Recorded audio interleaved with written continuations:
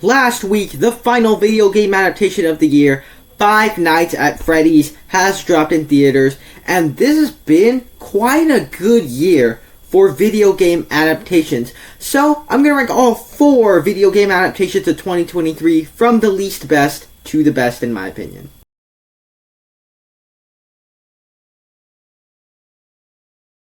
Hi, my name is Nathan, and I talk about a bunch of movies and TV shows on this channel. If you're new here, down below in the comment section, share your ranking of the 4 video game adaptations that came out in the year 2023. Over on my channel, I have more content like this. Check those out once this video is over. If you enjoy this video, click that like button, and be sure to subscribe because it really helps a lot. And with that said, let's just get right into the ranking.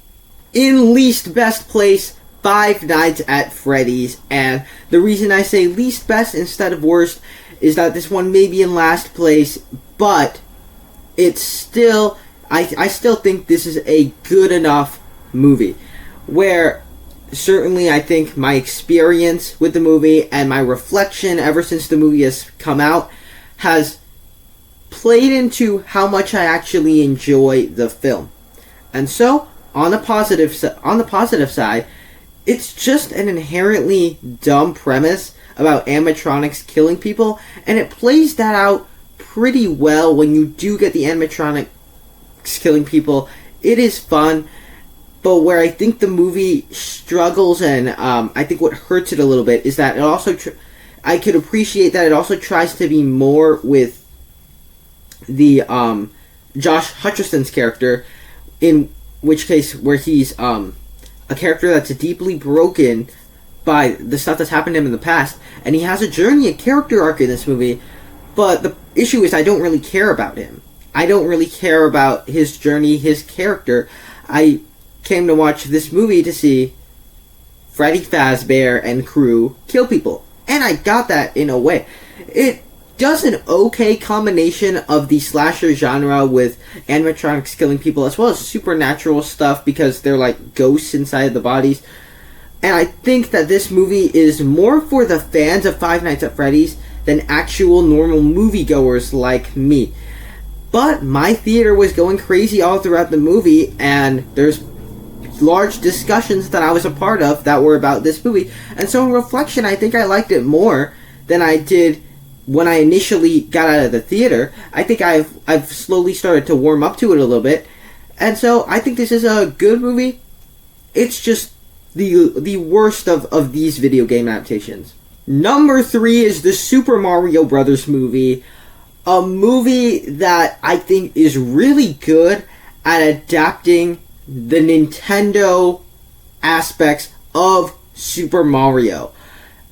As for me, I do have a Nintendo Switch in my living room, and I do play some Mario games on it, especially Mario Kart, and so it's really good at adapting the world of Mario and translating that into just animation. It's really good at doing that. Likewise, it's just a fun and creative setting and a world that you want to be in, and a world that provides so many opportunities for so many fun hijinks to happen, because inherently with the Mario world, all this crazy stuff is going on in the background and stuff like that. All these things you could do in this world, and it does a pretty good job at translating that into this animation. It's just a fun and creative setting in general.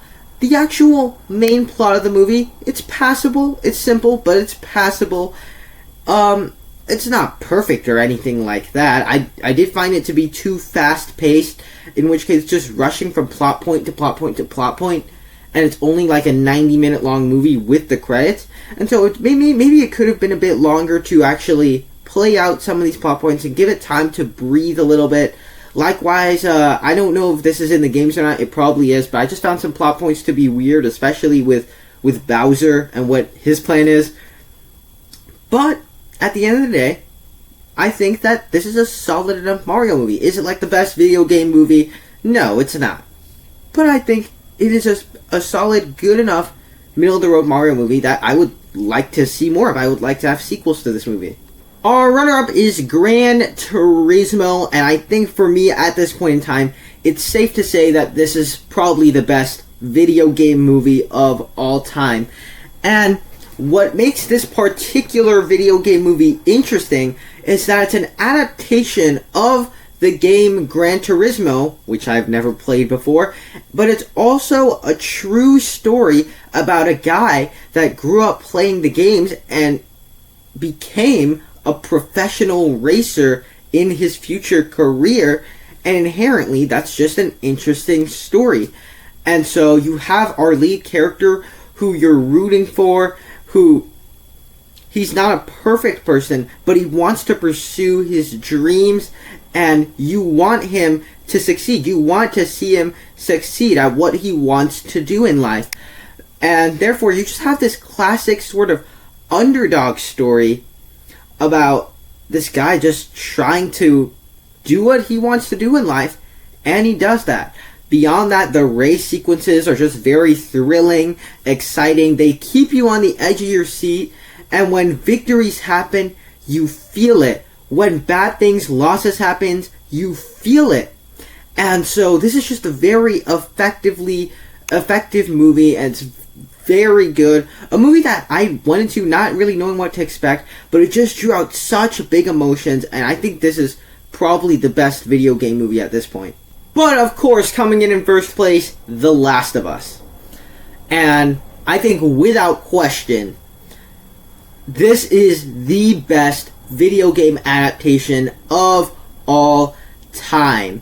And this is, like I said at the beginning of this video, this year is just a kind of a great year for video game adaptations, as it gave us what I think is the best video game movie in Gran Turismo, and what is just the best video game adaptation in general. The Last of Us is absolutely the best video game adaptation, and for a number of reasons. It's just an incredibly compelling journey that you go on throughout each of the episodes, and so especially with our lead character Joel, who's this just totally normal person until something happens to him that makes him completely broken, and just this cynical person that doesn't like anybody, that doesn't want to be with anybody, because he doesn't want to experience the loss he had when his daughter died. And inherently, it's just heartbreaking out of the very first episode when you see the pain that he goes through. But then through his journey and through Ellie entering his life, he is able to soften up a bit and find someone that he actually deeply cares about, in which case when you get to the last episode, he's willing to go through such great lengths just to save her, even if it means slaughtering hundreds of people in a hospital. That's what he does to save her, because he truly cares and he actually has a heart. Beyond that, it just feels incredibly large in scale. As they're traveling from state to state, they're trying to get from point A to point B across the United States, and it just feels very large in scale inherently because of that. And it's effectively creepy and unsettling in the right ways. Like whenever the infected show up, it just builds the tension. When they're in like a museum and like the clickers show up and the sound they make, it's just very unsettling, but in a way that benefits the show. And finally, it just doesn't aim to the broadest audience. It's not trying to make this big mainstream product that's meant to be for all ages. This is made for more mature audiences with it's very thematic all throughout. And so I think without question, in first place is The Last of Us. There you have it. That's my ranking. Down below in the comment section, share your ranking. Over on my channel, I have more content like this. Check those out right now. Click that like button, be sure to subscribe. Thank you guys so much for sticking around to the end, and I will see you in the next one.